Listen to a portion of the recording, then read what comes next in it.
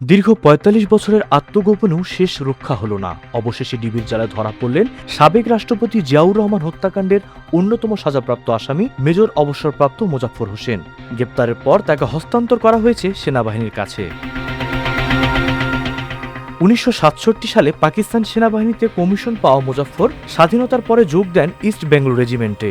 ১৯৮১ সালের মে মাসে তিনি চট্টগ্রাম সেনানিবাসে ২৪ পদাতিক ডিভিশনের অধীনে কর্মরত ছিলেন, যার জিওসি ছিলেন মেজর জেনারেল আবুল মঞ্জুর।